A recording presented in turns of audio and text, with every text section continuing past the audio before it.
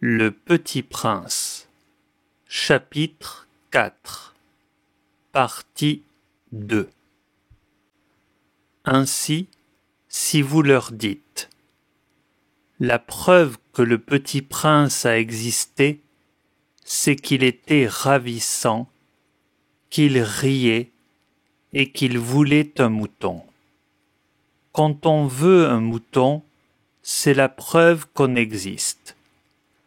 Elles hausseront les épaules et vous traiteront d'enfants. Mais si vous leur dites « La planète d'où ils venaient est l'astéroïde B612 », alors elles seront convaincues et elles vous laisseront tranquille avec leurs questions.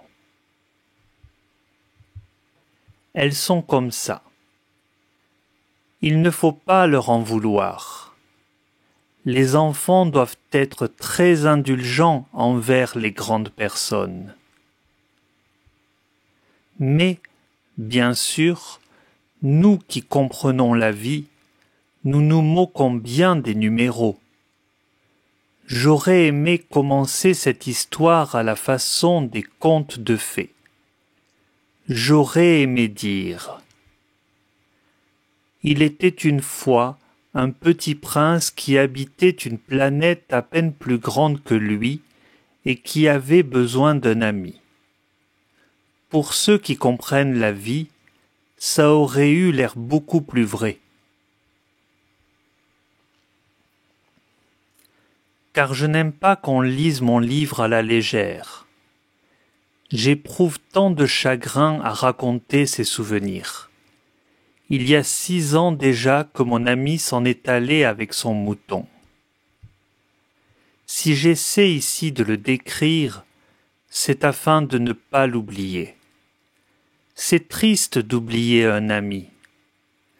Tout le monde n'a pas eu un ami. Et je puis devenir comme les grandes personnes qui ne s'intéressent plus qu'aux chiffres. C'est donc pour ça encore que j'ai acheté une boîte de couleurs et des crayons. C'est dur de se remettre au dessin, à mon âge, quand on n'a jamais fait d'autres tentatives que celle d'un boa fermé et celle d'un boa ouvert à l'âge de 6 ans. J'essaierai, bien sûr, de faire des portraits le plus ressemblants possible, mais je ne suis pas tout à fait certain de réussir. Un dessin va et l'autre ne ressemble plus. Je me trompe un peu aussi sur la taille. Ici, le petit prince est trop grand. Là, il est trop petit. J'hésite aussi sur la couleur de son costume. Alors je tâtonne comme ci et comme ça, tant bien que mal. Je me tromperai enfin sur certains détails plus importants. Mais ça, il faudra me le pardonner. Mon ami ne donnait jamais d'explication. Il me croyait peut-être semblable à lui. Mais moi, malheureusement, je ne sais pas voir les moutons à travers les caisses. Je suis peut-être un peu comme les grandes personnes. J'ai dû vieillir.